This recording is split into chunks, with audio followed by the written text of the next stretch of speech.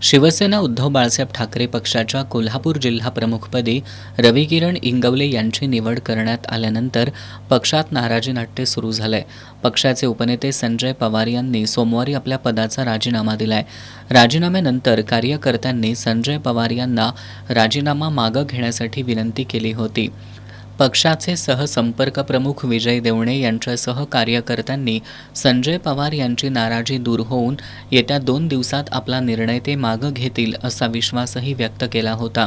पवारांची नाराजी दूर करण्यासाठी आज पक्षश्रेष्ठींनी त्यांना मातोश्रीवर बोलावलं होतं. त्यानुसार आज पवार यांच्यासह सहसंपर्क प्रमुख विजय देवणे आणि कार्यकर्त्यांनी पक्षप्रमुख उद्धव ठाकरे यांची भेट घेतली.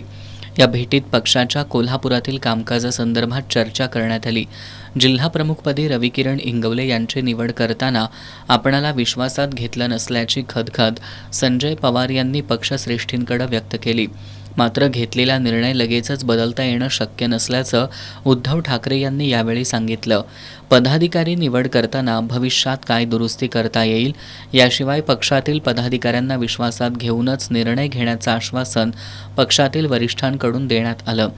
दरम्यान पवार यांनी कोल्हापूर संपर्क प्रमुख अरुण दुधवडकर यांचीही भेट घेतली.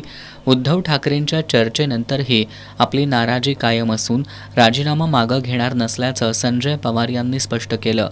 एक शिवसैनिक म्हणून आपण पक्षात काम करणार आहे.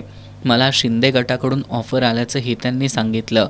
रविकिरण इंगवले यांची जिल्हाप्रमुखपदी झालेली निवड आणि पक्षातील गटबाजी यामुळं पवार हे आता शिंदेंच्या शिवसेनेत जाणार काय अशी चर्चा राजकीय वर्तुळात सुरू आहे.